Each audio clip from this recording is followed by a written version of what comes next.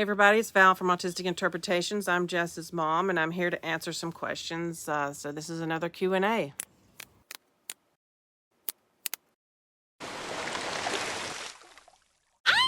So today I'm going to answer a very common question that we get asked, and that is, what is it with Jessica and cards? When did her card fascination start? And, just like, what is it all about?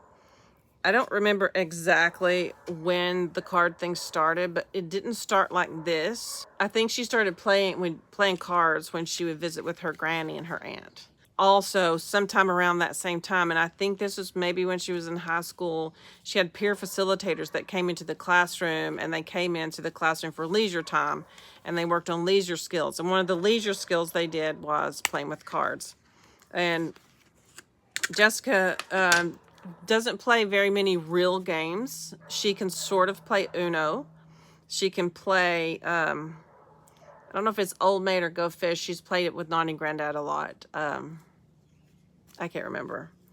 I think it's Go Fish. And then also we taught her a game called War, because she wanted to know a card game. Well, she never really learned how to play War. So Jessica's version of War is 2 stacks of cards, dealing them into 2 stacks. One person gets a stack, the other person gets a stack, and you just see who can lay all your cards down the fastest. I think something just whoever gets them all dealt out first wins. That's her version of War. At some point along the way, we learned that it was soothing to Jess. And we started keeping a deck of cards in the kitchen in a drawer. And if she was struggling with waiting on a meal or just whatever, we could get out the deck of cards that was in the drawer in the kitchen and play cards with her. And it was one of the ways we could distract her. So we started figuring out we needed to have cards in different places for different times, as a backup plan. And I think at some point we started taking them with us when we were going places. But this all started with playing with some other family members and playing at school and developing that interest. And then we figured out it was soothing. I can remember one time we went to, I think we were at Goodwill shopping, and we found some pink bicycle cards. I think they were kind of like breast cancer awareness cards. And somebody that she knew was going through cancer at the time. And I said, oh, look, here are some cancer cards. You want to get these for this person? And she says, yes. And I think that was the first themed deck of cards that we had for her. I guess over time, we just kept getting a few more decks and a few more decks for having some at Granddad and Nani's. The focus at first was just having decks of cards. I suppose as we collected decks and they became different, I think it was Nani and Granddad that she spent the most time with collecting cards, because they would take her shopping on some outings and she would get cards. And Nani and Granddad figured out which kind she liked better, like bicycle standards versus whatever. They started off reading where the cards were made. You remember that? Oh, that's right. Like made in Kentucky, I think, was one of the biggest ones. Made in Virginia. But they were all like bicycle standard cards, but some of them were made in different places. Well, then they also she would get some at the Dollar Tree. And the Dollar Tree cards are definitely not her favorite. They're different. They're cheaper. I think they're a little bit smaller. I think when she started showing preferences for cards is probably when the interest grew about collecting them from different places. And for a long time, before followers started sending her cards and we were just buying cards for her, the fascination was, where were they made or where were they from? The more she collected, the more she was interested in where they were from, and then she wanted some from somewhere else, and she wanted some from somewhere else. As she got the cards from different places, then she was able to explore different textures, different types. And I think Hannah was the first person to find her a deck of waterproof cards. We bought them at Walmart. They were Hoyles. It was her first deck of Hoyles and waterproof all-in-one. And you got them at Target, didn't you? No, we were at Walmart. Oh, okay. We were just shopping. She was like, can we look for cards? And I was like, sure. And then I said, oh my gosh, Jessica, waterproof cards. We had never heard of waterproof cards before. So we got them. And her fascination with waterproof is spilling water. So, you know, that's one of her big jokes is I'm going to spill water. And she loves water. She loves the shower. She loves being in the pool, playing with the hose. So the waterproof part of that just kind of went along. And then it turned out the texture of the cards, they're much louder when you deal them out. This is one thing I was going to show, the difference in when she shuffles her cards. That's shuffling, right? That's how Jess shuffles. That's shuffling. They don't sound as loud as I thought they would. We're outside. Some of them are a lot more slippery than others. Some of them are thinner. So they're just all these different things you wouldn't necessarily think about the cards that make them very unique to her.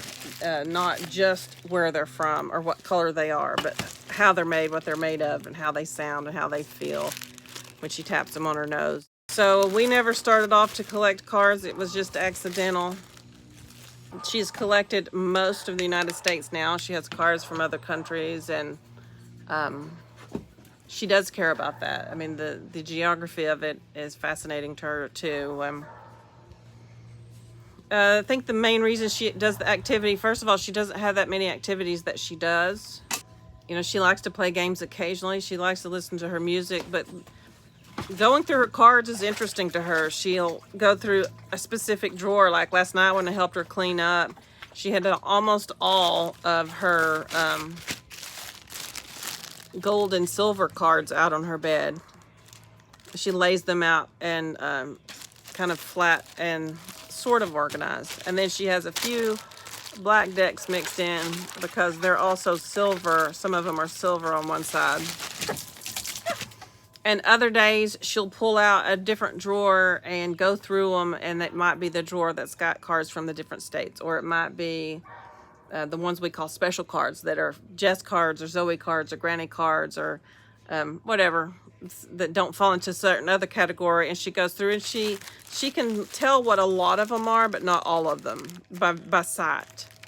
And if she can't tell, she wants to know, she comes to ask us which ones they are. But it's just an activity that interests her. It's her dad mentioned that it's soothing to her, it's calming, and so that's where the term emergency deck came from, because we all sort of have an emergency deck in the purse or in the car or whatever, so that if we were out and she needed them, we would have some to pull out to help her calm down. Because when she was younger, she would have problems with waiting when we were at restaurants and places, and it was taking longer than it should. So we would all of us kind of get agitated when we have to wait too long for food, but her sense of that was much greater, and her reaction to that was much greater. So we eventually started taking cards as just something to focus energy on and soothe her when things are going wrong. And she learned that. I mean, she learned that that's what they were for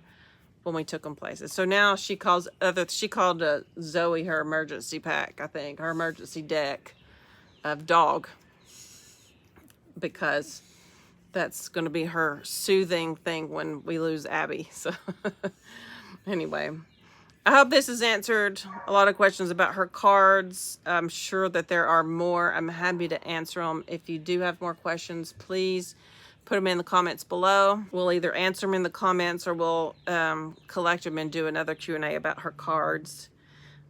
Maybe someday when she's not going to be here for a while, we can do a Q&A, or I can show you some of her drawers and some of all the different cards she has. One thing about her cards are the baggies.